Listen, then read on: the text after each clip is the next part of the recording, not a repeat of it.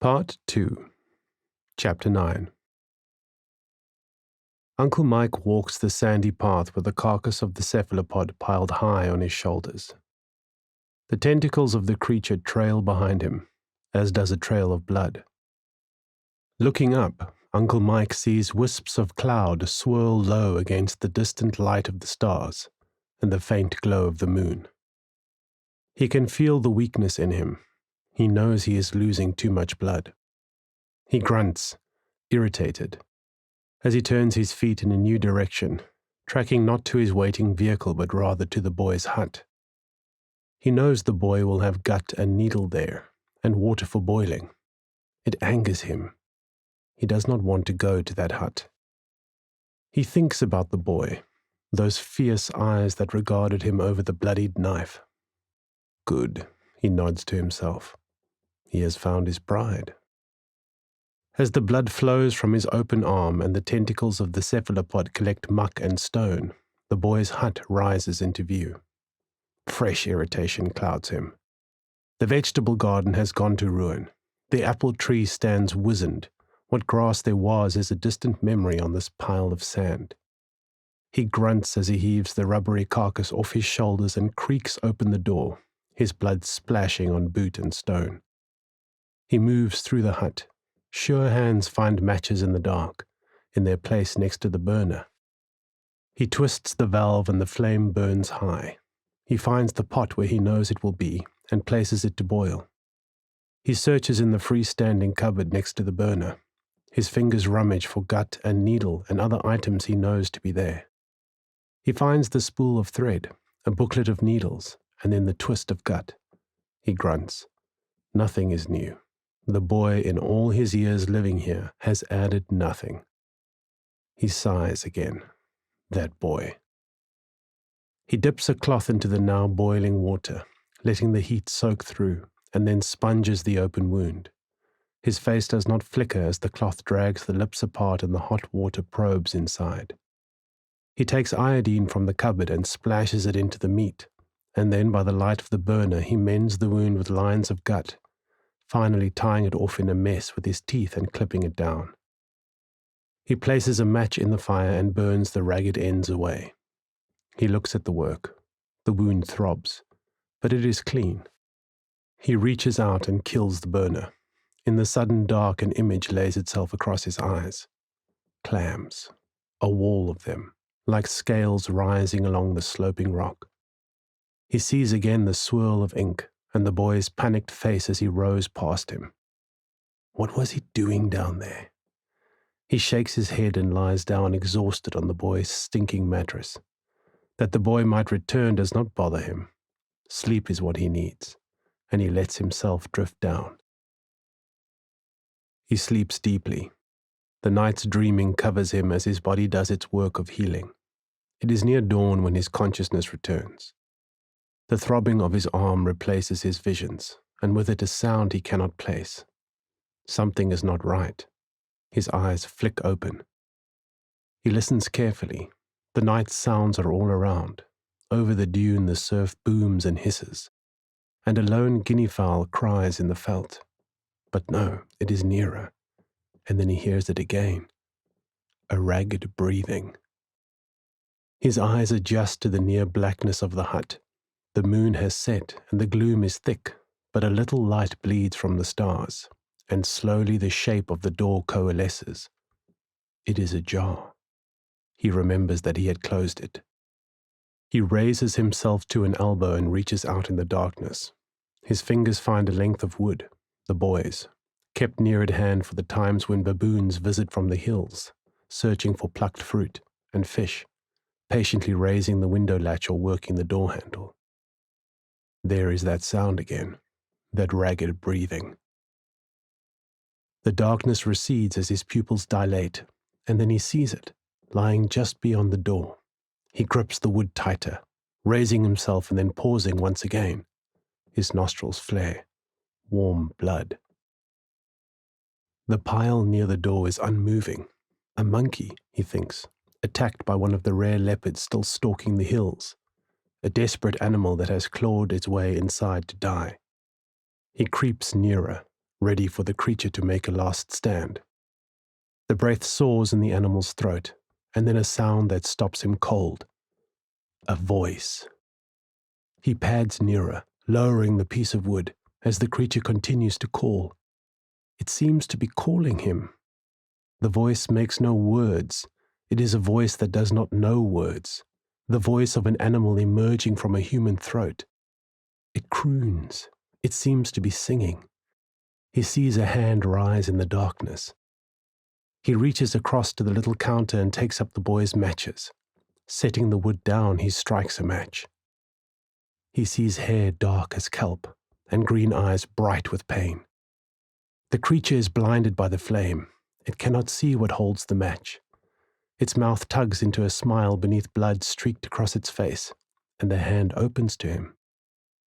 The flame puffs out, but the image is burned to his mind. A girl lost in the veldt and attacked by dogs? There is blood and dirt below her waist, a mess of ripped flesh. Again, that strangled voice calling to him. "All right now," he rumbles, carefully putting a massive hand to her shoulder. "You will be okay now. Don't fret now." The creature is suddenly still. No sound but that of the quiet night. And then she is fury. She explodes at him, fingers raking his eyes and chest, searching for anything to injure. "Whoa now!" He clamps his hand about its neck, stretching his arm out so that it cannot reach his face. The creature boils and hisses, and suddenly screams. The fight goes out of it as a contraction grips her body. The mess of her legs writhe in the darkness. "What is it?" he rumbles above her. "What has happened?" She screams again, her body peeling apart. He stands, trying to take her in his arms to the sleeping mat. But she thrashes against him, raking his face and shoulders, her wild fingers catching the gut of his wound and ripping it open. He holds her as she flails.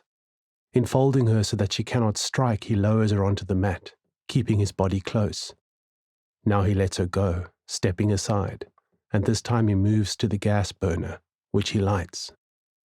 He beholds her again. Her face is furious as she watches him, her chest heaving, running with blood, and below a mangled mess. Once again a contraction takes her. She drops her head back and screams. Uncle Mike lifts the burner from the counter to light the girl better. He sees now. Her legs are not as he imagined. The injury is not as he imagined. As he moves about her and she screams, so the light moves also, chasing the dark from her legs. He comes to her feet and crouches down, mesmerized by what he sees. There are not two mangled feet before him, as he had imagined. Instead, he sees a tail ridged with fin, the fan spread on the dusty floor. It is slashed and battered, dragged across rock. She is screaming at him, unable to move for the pain that racks her, and then another spasm hits. Her wild eyes leave his, instead raised skywards. In her scream, the tail undulates, and then a slit forms down the middle. Fresh blood leaks to the floor. Something is emerging in the flickering light. She reaches up to push his face away. She does not want him to look at her. But she cannot rise. She is pinned down. He pays her no mind. Instead, he watches. She screams once more, a final cry, as the flesh of the tail fully sloughs away. And with a final gasp, she loses consciousness. He sits in the flickering dark with the creature asleep before him. He cannot believe his eyes. Twin gills slit across her neck, but she does not seem to use them. Her pale mouth is open as she breathes. The mass of her hair circles her head and snakes down her chest. Her navel is concave and ridged where the hard muscle of what was her tail twists up into her ribcage and around to her spine. She is a powerful fish, he can see, her torso and hips made for swimming. Below her navel is the miracle. Here is a mess of crusted blood. It has collected and scabbed around her hairless groin, streaked across two legs that lie curled to the side. The remnants of her tail lie beneath her. He leans forward to look closer. Nestled in the muck of the discarded tail are 2 perfect feet, 2 ankles, 2 knees. He cannot believe what he sees, and yet here she lies. The night provides no answers. He takes hold of the tail. He traces it with his fingers, a fan similar to the dorsal fin of the sailfish. It is cold now and congealing. He pulls it from beneath her, watching for her to wake, but she is lost to sleep. He folds the meat together and places it aside. He has boiled water and has a bucket beside him. He begins to sponge the blood from her, fascinated as the gore falls away. She is a girl, but not a girl. She is a fish, but not a fish. Her legs remind him of the fresh bud of an octopus tentacle that has formed to replace one lost. Soft still, they are growing. On his haunches he moves about her, examining all in detail. Her groin is human, her torso smooth and ridged with muscle. Her arms are as a human's, her fingers webbed. A girl but not a girl, a fish but not a fish. Strange fish, he mutters, as he traces her joints with his fingers, as he opens her mouth to peer into her gill-slitted throat. He strokes the now dry mat of her hair away from her face. He traces the lines of cheeks and jaw. He puts his face close to her skin, peering at it. It is completely smooth. There are no pores. He touches and realizes the skin is dry. He lifts her arm and wipes the pad of his thumb across her hairless armpit. Dry also. She will not sweat. You will find it hard here, under the sun, he murmurs, as he stands and goes to the cupboard. He takes a jar of lard and kneels down again. He dips his hand in the lard and begins to massage it into the flesh. He works steadily, covering all of her body with a thick ointment. He takes extra time with her legs, kneading and discovering every sinew and muscle and bone within. He takes time to coat all of her neck, her shoulders and her back, her arms and elbows, her wrists and hands, her chest and stomach, her groin, her thighs, down and down to the ends of her toes. As the night fades to morning, so he covers all of her and touches all of her, and casts an impression of her that takes root in his own bones. Finally, he notices Day's soft light stealing into the cabin. Stiffly, he stands. Once again he looks down at her. He pulls the soiled blankets away, and into them he places her fin. He moves outside where the air is still cold and raises goose flesh on his skin. He pads to the tanks behind the hut. He places his bundle upon the hard ground. From a collection of tools leaning beside the hut, he hefts a pick. He turns to the tree spreading above him. He remembers when this plant was full with bursting green leaf and apples hanging low. He sees how barren they are now, sprouting nothing but hard fists of fruit that wither too soon. This tree, as the sea, is dying. He turns to the ground and begins to dig. Dust and dry dirt rises. As the sun begins to crest over the faraway hills, he steps away. There is a hole in the turned earth. He collects the bundle with the tail and stands before the coming sun. In the growing light he inspects it also. It is like no tail he has ever seen. There are no scales, like a dolphin, and yet the fan is fibrous, like a fish. He is about to cover it when the sun crests. First light strikes the flesh in his hands, and for a moment color explodes through it. He has seen such patterning before. It is the color running through a mollusk as it camouflages itself on the seabed. Color pulses in the meat, and then it is gone. So too is the first moment of morning. Already he can feel the sun's heat, and now the tail in his hands is heavy and dull, soon to stink. He kneels and places the bundle in the ground. With the pick he fills the hole and places rocks above it, forming a cairn. Quickly he washes himself in the boy's water tank and then goes inside. There, from the clutter of the boy's tools, he selects a length of wire. He kneels, taking up the still sleeping creature's wrists, and binds the wire around them. He attaches rope to the wire and ties that to the cupboard. He looks on her a moment more, and then turns to the little door. He has much to do in the world, this day. She moans. All is heat. Her skin is fire. The harsh weave of the blanket scratches. Her eyes not yet open, she throws the blanket aside. Sharp pain immediately burns at her wrists. She opens her eyes to see them bound and a rope snaking from them to the cupboard nearby. She pulls at the rope. She remembers. Him. And then, where is Jono? The night floods back. Her face creases into a snarl. She pulls at her chains, jerking with all her strength, but the cupboard is nailed to the floor. Wire cuts into her wrists. She pants and then catches sight of them. Peeking out from the blanket covering her are 2 feet. The toes move. Her toes. She shifts the blanket to reveal 2 ankles. She shifts the blanket again, and 2 shins and 2 knees emerge, and finally 2 thighs stretching from her hips. She pulls the blanket aside and regards herself. This new body. She turns her head and regards the hut. This new world. Again she looks down to her wrists. This new world. On her hands and knees she leaves the sleeping mat, dragging her new legs behind her as she explores the hut, moving as far as the rope will allow.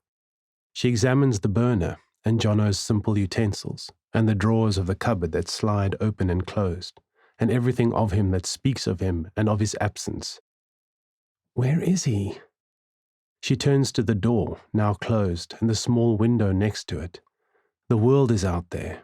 Her love is out there. He must be. She looks through the window to the sky, a brilliant day out there, and she listens to the distant boom of surf and home. She cranes her head to see more, and something catches her eye. A dark thing hanging. She crawls further toward the door, aware that her rope is running out. Soon it is tight and she leaves her wrist behind as she stretches her arms backward and forward, her hand reaching for the door handle. It does not open easily. First she must discover the mechanism, the need to pull it down, and the need to bump against the door long swollen in its frame. But finally she swings it open. She goes cold. Hung on the beams on which old netting brings shade from the sun is the cephalopod. It is strung up, tentacles stretching away from the great head and beak in the center, eyes shriveled and putrefying in their sockets. She sees the violence of the missing tentacles, harsh wounds left open to the sun, and feels the frenzy in which it must have died. She covers her eyes, her dark one. She sits, unable to look, until she forces herself to. Her chin rises up, pointing to the carcass. Carefully she uses the door handle to pull herself onto her rubbery legs. She stands teetering against the door. Her eyes meet the ruined head, and a fury builds in her. She lets it rise, filling every cell, coating her new legs with intent. She turns, fixing her eyes on the cupboard, and slowly takes her first step toward it. Her hands leave the door handle and there she trembles, until she steps again, and just before she falls, she reaches the cupboard with hands outstretched. There, she leans against it. She knows she is alone. Jono cannot be here. Something must have happened. Again her knuckles clench white and she rises and turns and makes her way back to the door. This time she walks with a new intent. She reaches the doorway and again regards the ruined head. Taking another step forward so that she balances against the taut rope, she reaches out with her free hand. She touches the cheek of the cephalopod, stroking it for a moment, before slipping her hand inside the beak. At the limit of her reach, she finds what she is looking for. Beneath her fingers, she feels something sharp and unyielding. Carefully, she grasps it and pulls against the softening flesh. Slowly, the prize comes to her. Slowly, determination rises in her eyes. At the head of the northern channel, Uncle Mike bobs on the waves. He is atop his fabrieks vessel, the Elizabeth. and with him are men that Sali has brought from the settlement near the town. These are men that know how to dive deep and quick into the cold waters, taking scuttling prey from beneath rock and spiriting them away before the conservation officers appear. These are the right men for the job. Dressed in their own dark rubber, they eye the bulk of Uncle Mike. These are men who, if necessary, will bring a blade into the sunlight and flick it quickly into flesh. And even they watch him warily. The man is legendary in the Bai. Tell them no one is to open a clam. Uncle Mike grunts to Sali, looking not at the men but rather at the finger of sentinel rock rising above him. No one is to open a clam, says Sali to the men waiting. We bring all the clams to the surface and all of them stay closed. Regswe, is that right? The men grin and bob their heads on the bobbing boat. Ja, Sali, regswe, they giggle. We will not touch your clams. They better not, mutters Mike. You better not, smiles Sali. The men hear and smile also. They know that a blade can always do work. Come then, says Uncle Mike. He places his mask over his face and his regulator into his mouth and turns and falls into the green. He begins to fin down to the tunnel at the base of the sentinel. He will allow the men to strip the clams and he will remain at the entrance, ensuring that every one is passed back to the surface and passed whole. He enters the tunnel, cautious of the possibility of another cephalopod, even though he knows the chance of 2 in one burrow is slim. Again he glimpses the interior of the cave through weed as he glides through. Again he sees that wall of concentric shells rising. He enters the cave and pauses, because he must. Not only are the walls thick with clam, but the floor also. Every inch of rock covered in the spheres of these shells as they rise to the chimney and a small breathing space up there. The uniformity is such that the walls seem smooth, a strange concentric beauty that shimmers in dappled light. Uncle Mike motions to the left and right. The men fan out to the walls and to the floor and begin their practiced work. Chisels quickly and efficiently shuck shell from rock, and clams disappear into netted bags. As the men begin to wipe the clams from the walls, as the beauty of this place begins to crumble, so Uncle Mike looks up to the flume above and the sun. How can she be? He contents himself to sit quietly at the entrance to this cave while the men do their work, watching, waiting, and wondering at the splendid thing that even now sleeps in the boy's hut. The deck of the Elizabeth is strewn with black clams.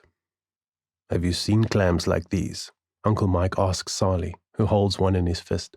I haven't, says Sali, shaking his head. The little man turns the big clam over. As he does so, color bursts through the black calcite, causing a wave of blues and pinks. He squats down to the deck and runs his hands through the pile of them. They are bigger than I have ever seen. And the color. Uncle Mike eyes the men at the bow of the Elizabeth who are clustered around a burner on which a pot boils. They are making soup to warm them after their long dive. At their feet are their netting sacks. They too are ankle deep in clams. I don't want these men back with us tomorrow. Sali nods, his hands on the wheel of the Elizabeth as he turns them back towards the harbour. And I don't want the town knowing about our catch either. You can dock at the old jetty, take them straight to the fabriek. There I want you to store them in the tank for me. I want to keep them alive for now. We can do that. What will it take to keep those boys quiet? They know our secrets, but we know theirs. In these days, with these foreigners stinking up the harbour, they are happy to have friends. They will get their pay, and they will be happy with it. Uncle Mike lays his hand on little Sali's shoulder. The bones beneath the frayed wool of his fishing jersey are light and brittle, but the eyes of the man are bright. He has been with Uncle Mike for 20 years. The bond between them is strong and sealed by secrets. Uncle Mike strides forward, his booted feet swishing through the clams strewn about the deck. The men watch him come. Their faces flicker not at all, but their hands are ready to reach to hidden pockets. He stops just a meter away. Sali will see to your pay. Thank you for your work today. Thank you, meneer. I will take these bags of yours. Sally will pay you for these also. A fair price. The men do not look to each other. Instead, it is one among them that answers. Sure, boss. Uncle Mike nods to them before he bends and takes up their green net bags and begins to scoop clams into them. It is not long until every bag is bulging and tied and waiting beneath the gunwale. I want no one to know of these clams. Have you got me, Sally? I have you, boss. The buyer will not know of these clams. Uncle Mike nods. From the side of the wheelhouse he takes up a mottled old life preserver. It is orange streaked with the white, black and grey of seasons of birds passing over it. I will come and find you at the fabriek tomorrow. Uncle Mike threads his great arm through the life preserver, wedging it on the bulge of his shoulder. In his left hand he takes up the clutch of net bags swollen with their harvest, and hefts them, and goes to stand on the gunwale, and then launches himself into the green. This time the men react. They jerk their heads as one to see the big man splash into the water and then surface with his face toward the sky. They watch him with wide grins as he moves off to the distant line of the beach. His feet drive with powerful kicks, leaving a wake behind him. Sally smiles. The man has a swim of 1 kilometer in deep water ahead of him, dragging the weight of the clams. And he knows he will do it. All the men in the Elizabeth know he will do it. Julle varke, you pigs, leave that soup and get these clams packed in the hold. We will unload at the fabriek tonight, so you will have time for goofing off later. Work now, my varkies, and Sally will have a fat present for each of your wallets tonight. The men do not yet move. They want to hold the image of Uncle Mike in the immensity of the water, and his wake stretching back towards them. Varkies, barks Sally. Come! The men stand, the leader of them tapping off their burners so that the bubbling in their soup fades away. Yeah, Captain. They jump to the drifts of clams still spread across the deck. Swiftly under their hands, the glittering shells are wiped into the hold, revealing the white painted deck beneath. Tonight the men will box their catch. Later, under the light of the moon, they will bring them quietly into the fabriek. Uncle Mike looks to the sky. The cold of the Atlantic flows past his head and down his body, and the weight of the collected clams pulls at his left fist. The wound on his arm stings as the water washes through it. He does not mind the cold. He was born in cooler climes, and he still remembers the snow and ice. It is the sun and heat that causes him to frown. He is glad to be away from the Elizabeth and alone in the water. Now is the time to think. As the cold water massages him, he casts his mind to the hut where the creature is waiting. Will the boy return? He does not think so. He remembers the look in his eyes as they faced each other over his blade. It was the look of finality. The boy is his own man now. He will be moving as far as he can from his old life. And the creature? It is obvious to Uncle Mike that she is the source of the boy's rebellion. He shakes his head as the water passes over his ears. A mermaid? These things do not exist, and yet in his fists he holds clams like none he has ever seen. And above him and all around him is a world that in all its pulsing life does not conform. Who can make sense of it? The creature is there. She is as real as the wire with which he has bound her. He shakes his head in the water, shaking the vision of her from his eyes. He cannot dwell. Will the boy come back? As he poses the question to himself, again he feels a tightening in his gut. The boy is not the question, he tells himself, and neither is the creature. It is the gift of clams he has been given, in the face of the invasion of these foreigners. It is the gift of a new future that is important. This is where he must lay his intent. Around him he feels the rising of the swell as the land rises beneath him, and so he turns onto his belly. Here is the beach. Here are the rocks of the slipway he has known all these long years. He allows his feet to sink and find purchase in the sand. With his toes he pushes himself through the water, allowing his arm to rest a moment as he nears the rocks, and then he pushes off again to swim in under the shadow of boulders, shielding himself from the beach. Can he trust that the boy will not return and take the creature? No, he cannot.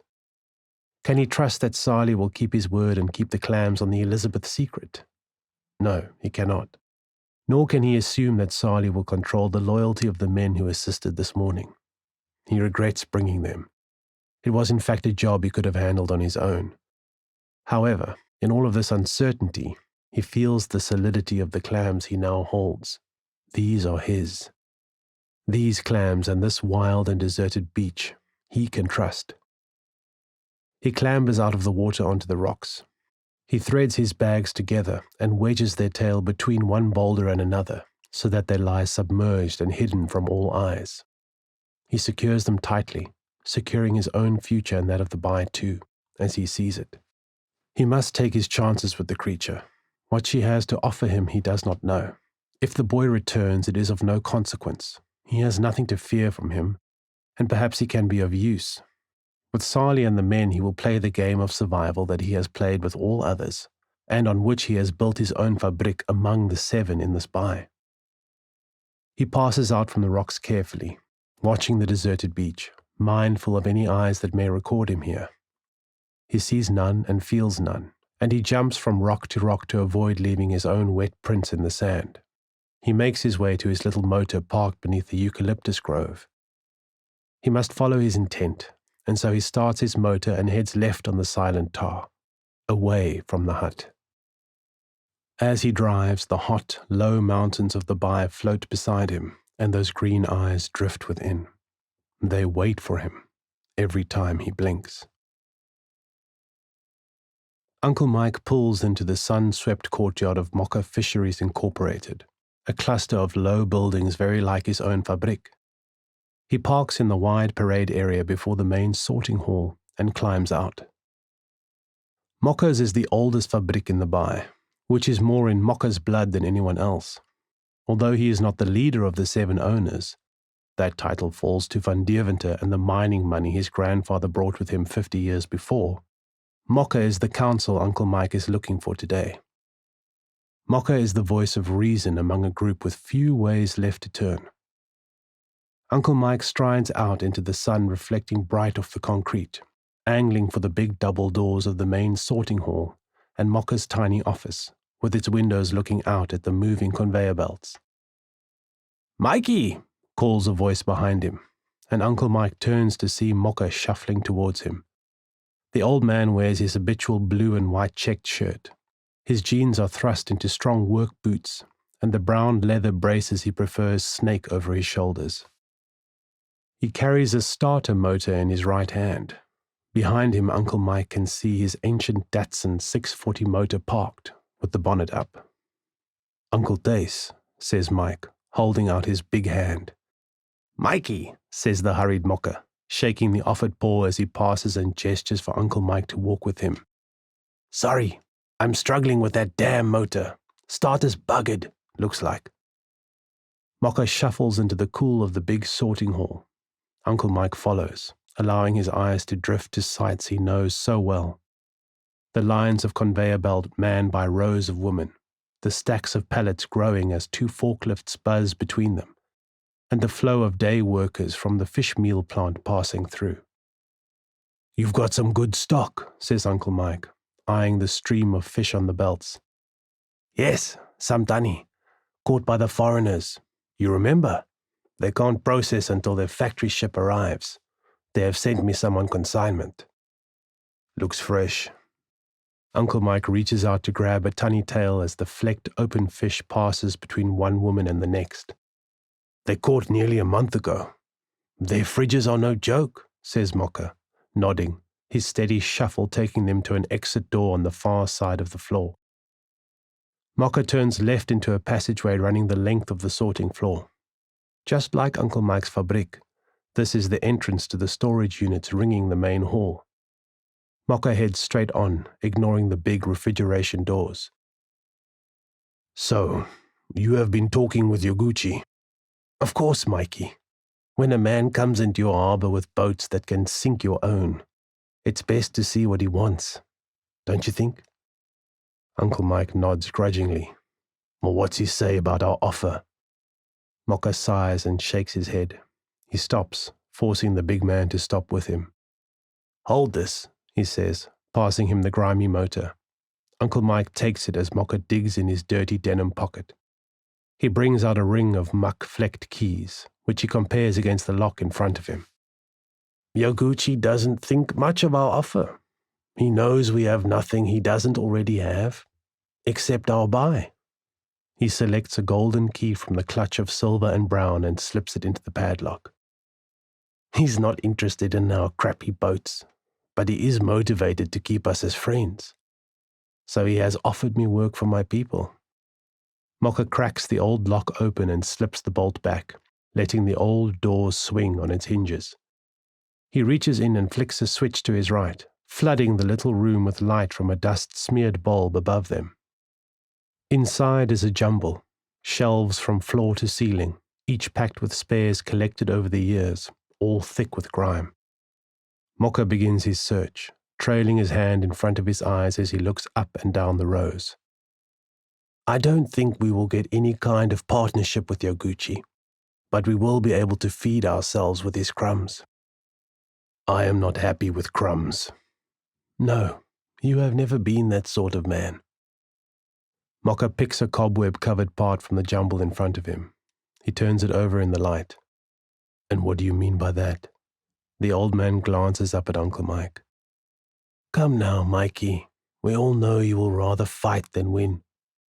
He holds the part up in front of him, an old starter motor. He takes hold of the tiny rusted flywheel, rotating it with his forefinger. He grunts and replaces the part to the shelf, again allowing his hand to drift along the jumble. I was taught to never submit. You are a fighter. Mocha allows the F to sigh through his teeth, letting it hiss. We are not fighters. We are fishermen. We know when to drop our anchor. We don't try to sail against a storm. Mocha chuckles, prodding the jumble in front of him. What if we left them to their fishing? What if we did something else? Something else? You used to farm with abalone. What happened to that? My tanks are still here, bone dry under the sun. Abalone do not like living in tanks, I have discovered. They lie empty there at the back.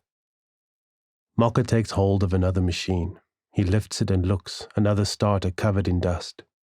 He holds the flywheel on its tip to his eye, rotating it. He turns and compares it against the one still held in Uncle Mike's fist. My little motor won't start because of this. Mocha prods the old flywheel which wobbles on its axis. This little, broken wheel. He lifts the motor from Uncle Mike's hand and tosses it to the floor, kicking it to the dark of the lowest shelf. He turns to the doorway, clicking off the light as he goes. Uncle Mike follows him. Why are you interested in farming? I'm interested in us keeping our buy. To keep a stretch of coastline.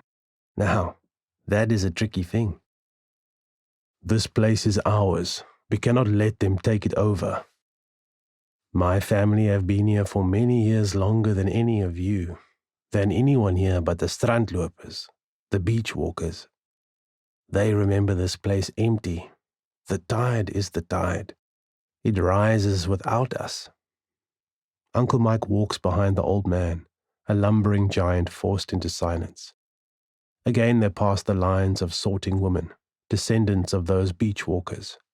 Their knives dart from fingers that could gut a fish in the dark or spin a net into the world. Hands that remember a buy before boat or sail. Yoguchi did have one thing to ask of us, says Mocha after a time, when the two are halfway across the sorting floor. He wanted to know about that boy of yours. He thinks he is quite the fisherman. He asked about him. We all saw it, how he found that sailfish. Van Deventer swears his echo finder was not plugged in. Uncle Mike shrugs. The boy has a talent. It's not a surprise. Many are good with fish. That boy is unexplainable. Uncle Mike does not answer. Why do you hate him so? Uncle Mike shakes his head. You are a difficult man, Mikey. We are each as we are. The two stop before the open bonnet of Mocha's motor. held together by the man's care over the years. Mocha places his new starter on the rusted battery. With calloused fingers, he takes a wire brush to the little flywheel. Dust and rust fly from it. I gave the boy every opportunity. I fed him and housed him. I gave him work, the chance to fish. What more must I do? You've treated him like an animal. Boys need more than food. Mocha reaches into the guts of the old car, putting his new motor in its slot and one by one placing nuts to screws. Where is he? He does as he pleases. Mocha closes his eyes as his fingers tighten the last bolt. Miyoguchi is looking for him. He will find him, eventually. Uncle Mike shakes his head in frustration. He will speak no more about it. All of your abalone gear, it's still out there. Yes, as I said. Can I have it? Mocha squints up to the man beside him. The sun is behind him now, making a shadow wreathed in orange and dancing white. What are you thinking, Mikey? I just want to see what I can do. I don't much like the taste of crumbs. Mocha shrugs. Have a look. Anything you want. Just clear it with Mr. Saviours. He will know what we must keep. But I doubt it. It's all junk. Are you really going to give all this to them? Uncle Mike gestures to the sea. Mocha straightens. This is no one's place, he says, clicking the bonnet closed. Your people came from the mountains, your wife from over a foreign sea. He looks out at the dark ocean spreading away from them. In the building wind, the sea seems like concrete against the contour of the land. This is no one's place. The wind and the tide will wash us all away. Thank you, says Uncle Mike, holding out his hand. Mocha takes it lightly, not taking his eyes from the big man's face. Give the boy some slack, Mikey. His mother is long gone. Again, Uncle Mike shakes his head. Respectfully, he turns from the older man. He trudges back towards the sorting hall, but instead of entering, he bears right, taking a path through the low bush. The sound of the sorting hall is muffled by the empty refrigeration units. Out here is the sound of the wind and the weight of the afternoon sun. He squints against the bright light as he walks through soft sand. He feels the weight of years. Abruptly, the main building to his left comes to an end. Behind it is open land, stretching down to the wind-brushed ocean. 3 old tanks lie sealed in black tarp, their dry mouths open to the sun. Around them are the remnants of an industry, pumps fallen into disuse, cleaning nets and filtration equipment piled in drifts, all broken down. Uncle Mike views the empty pits. He imagines them full of oxygenated water, covered with shade cloth and bursting with silver-shelled abalone. He hears Mocha's words. You would rather fight than win. No, old man, you do not know me at all, he mutters, as he steps off the path and makes his way to the empty tanks. It is nearing evening when Uncle Mike finally returns to Jonathan's hut. In the back of his motor, he has packed all the gear tall Mr. Saviours had allowed him to take. In the back, he also has his netting bags tied shut under a cloth, full of black and whiskered clam. He stops the motor beside the little gate and sits a moment in the cab, eyeing the hut. She will have been there all day. All looks as it was, the hut perched on the felt beneath the colouring sky, the dark cephalopods strung up on the eaves and no doubt drying well. And the boy? He sees no sign of him. He shakes his grizzled head. The boy will return when he does, if he does. He steps out of the motor and reaches into the load bed to grab his clams. He lifts them over the fence as he clicks through the gate and deposits them next to the workbench. He lumbers over to the little door. She is not in the kitchen. She must be at the sleeping mat just out of sight. He can see the rope he used to tie her to the standing cupboard. It trails away. He takes the handle in his fist and pulls the door toward him. He ducks and steps inside. Yes, there she lies, on the mat. The late afternoon sun falls through the kitchen window onto her. She is uncovered, her new legs straight out in front of her, her hair smeared across her chest and the mat and floor beneath her. The rope trails away from her wired wrists. Uncle Mike drops to his haunches, studying her in the light of day. Every part of her is alien and perfect. But she is weak. You can see that too. The cuts all along her legs have scabbed, but they do not look healthy. He inches closer. Her skin is dry. It is as he suspected. She needs water. Despite this, her new legs have grown stronger. Muscle has bloomed in them, setting them. Do not worry, he rumbles, looking down on her. Her eyes spring open. He pauses. The effect of them is startling. Middag, afternoon. She turns toward him. Without looking him in the eye, she studies him. I have brought you some food. He places 2 apples and a sandwich from the petrol station cafe on the floor before her. Maybe you are hungry. She says nothing, watching him. Her eyes travel along his body, studying every part. He is suddenly uncomfortable, suddenly aware of her nakedness. Her eyes travel along his torso, shifting across to his left arm, alighting on the wound that is now hidden beneath his sleeve. She watches the place, and to his surprise he feels an itch bloom inside it. His eyes dart to hers, but she does not meet his gaze. She moves, folding her legs in front of her. She raises her hands, still bound by the wire. With her right forefinger, she points to the wound. Come. He hears the word inside him, her voice whispering to him without sound. Let me see. He finds himself walking towards her. She opens all her fingers, waiting for his right arm. Let me see. He kneels down to her, looking into her green eyes, which still avoid him. He rolls his sleeve up for her. The cut lies angry on his skin. The stitches are laid open. The wound is red, infection a whisper away. She places her hands on it. He gasps. A gentle warmth grows, easing the throbbing. A smile passes over her lips. He watches it with wonder, this exquisite creature. But suddenly a foreboding fills him.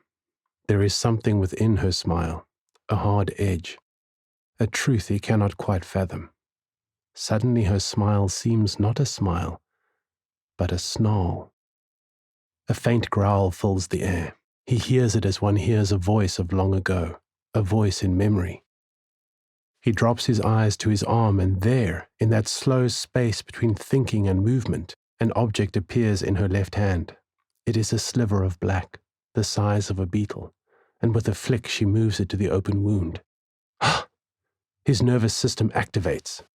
He jerks his arm, but her fingers hook into him, her body following him as that dark pearl of the cephalopod's poisoned sac touches the mouth of the wound. Panic rises in him, and then fades to an unexpected calm. He knows the pain that is coming. He has seen the convulsions of a man stung by a cephalopod, but he does not care. He knows he will not try to escape. He looks to her eyes, and for the first time he finds them staring back at him. He shudders. They are the eyes of a predator, incongruous in her face, fathomless, deep, and as uncaring as a trench. He braces for the agony, but the sting does not come. He breathes. The two regard each other, black iris to green. This is the closest she has been to him, and he is not as she imagined. Peaks overhang the eyes, crags are riven in the cheeks. Where from a distance she saw cruelty, now she sees a new truth. Pain. His mask. His face is a mask of it. She cannot take her eyes from his. She reads all. She feels all. Grief sits heavy in this man. Grief like a lake frozen over. She cannot help herself. She begins to dive into his mind, but he will not let her. They breathe, looking deeply into each other. She smiles, her teeth sharp, and he smiles too. Do it, he murmurs. No, and her smile widens. Her goal was to inflict pain, but instead she has found a creature writhing in it. The mountain that he is tumbling down, moment by moment, as he is eaten by grief within. This man is broken. Her revenge is playing out before her eyes. Death would simply make him whole. "Do it," he whispers again. She pulls her hand away, the barb withdrawn. "Suffer, rather."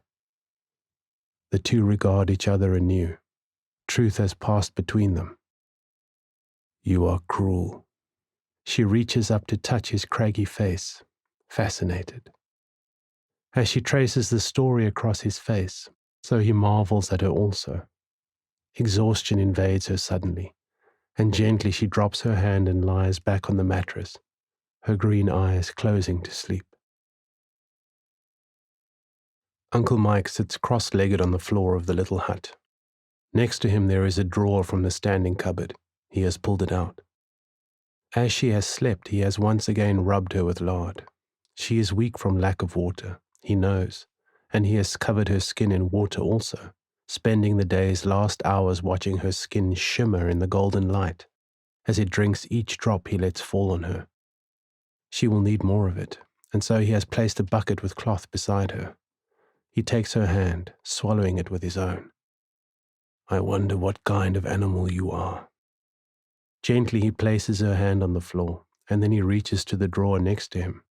It is packed tightly with clothing, items long ago laundered and folded and shut away. He lifts a garment from it, a cotton dress. He unfolds it above her and lays it out. It is her size. Gently he slips the dress over her as she sleeps. Gently he smooths the dress down her body, the feel of cotton on her skin, the feel of memory. He sits with her thus, his head bowed with his hands resting upon her sleeping body. His eyes close. He is grateful that she sleeps. He is grateful for the solitude of this hut. He reaches into his pocket and with a click he raises his blade. She sleeps beneath the unfolded steel. He puts the blade to her wrist and teases the wire out, undoing his knot. Gently he unwinds it and severs both. He puts his hand to the floor and heaves his bulk onto his feet. He bends to return the drawer to its place. He looks upon her, this beautiful creature. He turns and ducks under and out of the little door. She can hear him outside, the clump of a heavy bag hitting the earth and the rasping of curved shell on shell. She opens her eyes, raising herself to her elbows, and looks down her body. This thing he has put on her she does not know. She smooths her hands down it, and then she rises, steps from the mat, and wobbling, she heads towards the door. Outside, Uncle Mike has spread a length of green netting across the patch of sand. On this he has poured 3 of his 5 bags of clam. He adds the 4th, a clattering shower of shell, and then the 5th. The shells are still cold from the ocean. From where she stands in the little doorway, she can smell them. Despite herself, she looks up to the drying cephalopod. Its head has sunken further and its tentacles have begun to wither. Uncle Mike catches her glance. He steps to the work table where a knife lies. He grasps it and reaches up to pull a severed tentacle from the eaves above. The serpentine arm thumps down, its suckers rigid in their rows. He slices a wedge from the arm and holds it up to her. She shakes her head. No. Uncle Mike shrugs and returns to his work. He takes up a clam in his fist. In the other he holds his knife, which he slips into the lips of the shell to sever the muscle. He pries the shell open, and with his fingers he probes the flesh within. He withdraws his hand, holding a pearl between thumb and forefinger. He raises it to his eye. It is perfect. She regards him, her pearl in his fingers, the broken shell of her clam, and the shadow of the cephalopod covering them both. She imprints his vast shape within her. She nods to him once, and then releases her feet to their bidding. She moves past him and clicks through the gate, and beneath her bare feet the small plants crunch softly as she makes her way round the side of the hut through the low bushes of the veld, heading for the mountains. "You will need water," he calls to her. She stops at the sound of his words. He knows she understands. She stands for a moment, motionless in the golden evening, and then finally, she walks on. Uncle Mike drops his eyes. He sits quiet, keenly aware of her going, until he raises his eyes once again. He finds her in the vastness out there, the white of her dress merging with the coming twilight. Above her the mountains loom. He says nothing, does nothing, simply allowing all that she is to pass through him. How can she be? He mutters, before turning to his harvest once again. He drops his new pearl into the bucket of fresh water placed beside him, and then reaches for the next clam. He takes up his knife. Uncle Mike continues working into the night. He fetches lights salvaged from Mokka's fabriek. He yanks a little red generator into clattering life, and by its charge the patch of sand is lit up. The clams lie in a mottled pile, now dry. Uncle Mike stops suddenly and stares. Dry. Stupid, he rumbles to himself. 10 of the clams he has opened, and in each he has found a perfect pearl, exactly the dimension of the pearl he still has in his pocket. 10 of the clams is enough to confirm that they are blessed and fertile, and 10 is enough for him to raise the finances he needs. But dry clams will not help him. He needs them alive. Stupid, he rumbles once more as he lumbers to the rear of the hut. In his fist he carries a pen-light torch, and he uses the handle to knock the lid off of the first water tank. He dips his finger into the water and tastes it. Salt. He nods and then easily hefts the whole tank from its base, leaving a damp world of beetle and worm woken to the night sky. He raises the tank to his shoulder and returns to his clams. Quickly, he drops them in. I will put some new water in tomorrow, he murmurs to himself as the last of the black shells sink to the bottom. He has cleared the netting at his feet, and the mess of the already opened clams is littered around him. He scoops up the pieces of meat and flings them over the fence into the darkened veld. The smell of the sea covers everything. Let the seagulls eat, he mutters, scraping all the muck off of the netting that he can, and then wiping his fingers off on the fence. Something can eat, at least. It is then, when he is ready to clean and repair his new gear, that he hears the beat of an engine. He looks out into the darkness. It must be Mokka, or maybe Van Deventer. Yoguchi is looking for the boy, so they are looking for him also. He sees a glow of lights out on the tar road. He narrows his eyes. They are searching for the boy without consulting with him first. That means betrayal. The smell of money has them coming forward, he knows. He turns to his spread of equipment. Quickly he begins to stow it away. An armful he hauls to his motor and drops into the flatbed before spreading a chipped blue tarp over the clutter, and the rest he packs near the work table as if it is the boy's own. The water tank catches his eye. Stupid, he mutters as the lights of the approaching motor sweep the sand just up the way. He places the lid on top and knocks it in place, just as the light wipes across the hut and dazzles his eyes. He shields his face with his hand. He cannot see the motor, but he can sense that it is not one that he knows. Mokka would be driving his little Datsun. Van Deventer would be in his big Toyota Bucky, his white pickup. This motor is neither. This motor purrs, and its outline is long and low. A silhouette appears behind the light, standing up out of the driver door and walking round to the rear of the vehicle. There it bends and a door clicks, and a new silhouette steps out. Uncle Mike screws his eyes, trying to see. Turn down your brights. You can see I am standing here. The lights extinguish, and at the same time the motor cuts. Now it is the work lights that pierce the night, and Mr. Yoguchi steps into their glare. Mr. Morkel. Mr. Yoguchi. Is the young fisherman at home? He has gone to sea, up the coast, I believe. He left 2 days ago. Uncle Mike eyes the driver sitting idle. This motor must have come from the town an hour's drive away. He has not seen it in the bay before. You like my motor car? I brought it with me. I have found it good to come prepared when visiting another land. It's better to ask nothing and to give much. People are suspicious.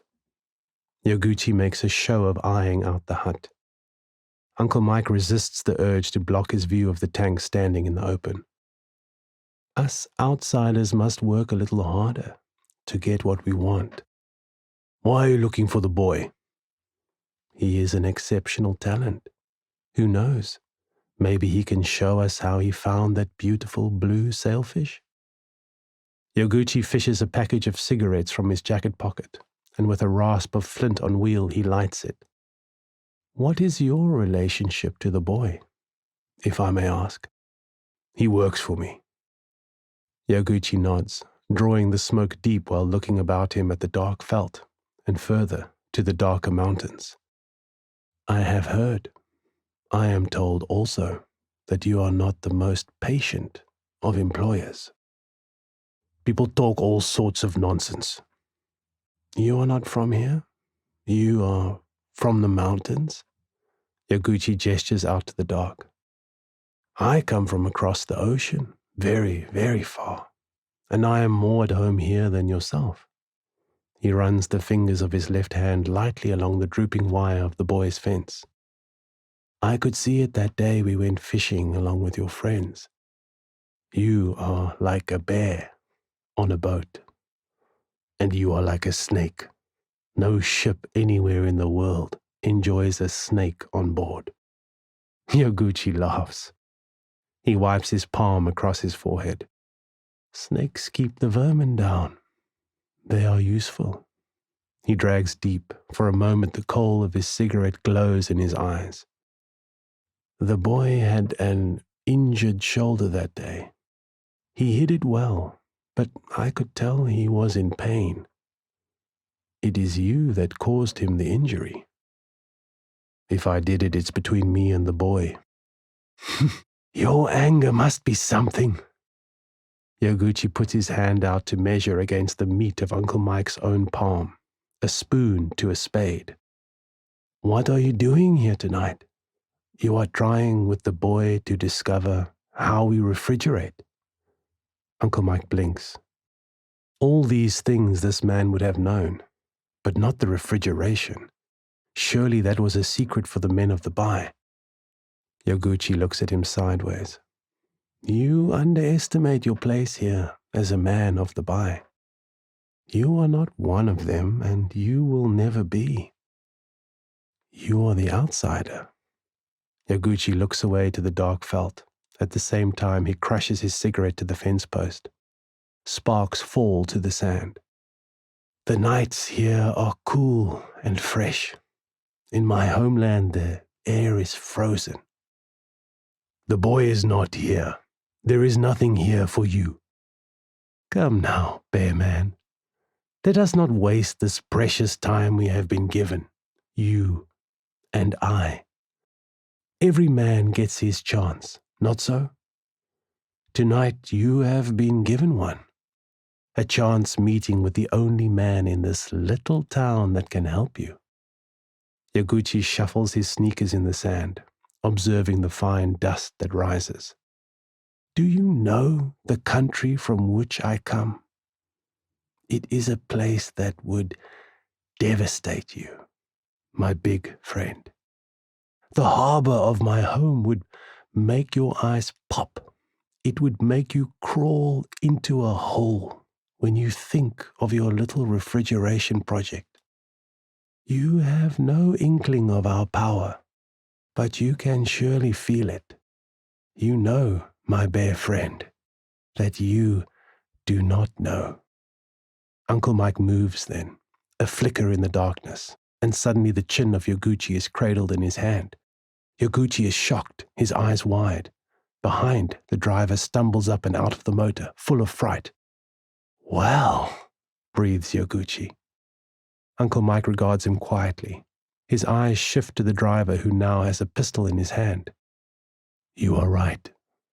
I am not a man of the sea. I am not a dirty fisherman like yourself, living your life in the muck of slimy beings. I am a man who knows war. Uncle Mike increases the pressure around the bone of Yoguchi's chin. The little man's eyes bulge. It seems there are things in this world that cause your eyes to pop also, my little friend. Lightly, Uncle Mike releases his face. Yoguchi's eyes shine with excitement. He reaches up to massage his jaw. Rirakusu, he murmurs to the agitated driver. Put it down. As you say, every man gets his chance. Tell me, what is the chance you are offering me? I came here looking for a child, and instead I found a giant. Just as the boy is an anomaly, so are you. Join me before your so-called brothers sell you out. And what would you offer me? A future, a way for you to survive what is coming. And what is coming? The end of the world, says Yoguchi, watching him as a snake watches from a black, unblinking eye. And a new world after that, one in which only the lucky and the protected will thrive. The black eye of the snake watches the black eye of the bear. You know much, little man, but you have made an error. What error have I made? You have assumed that I am like you. You have assumed that the world is like you. You think that I want what you want. What do you want? I want you gone. I want your ships wrecked on this beach. I want you and your thieving kind wiped from the earth. Uncle Mike smiles. Now, slither back to the tunnel you call your home. Yoguchi leans back, his neck extending in a sinuous line as he looks up to the stars. Ah, look, your watashi boshi. He points to the 3 stars that form the belt of Orion. The belt of the warrior, the one who would hunt all the creatures of the world. He takes a step back. We have few stories of the stars. For us, the story of the hunter who would defy the gods is nothing at all. Merely a woman pointing at no one, with the sleeve of her kimono hanging down. Yoguchi touches his finger to his temple, a mock salute.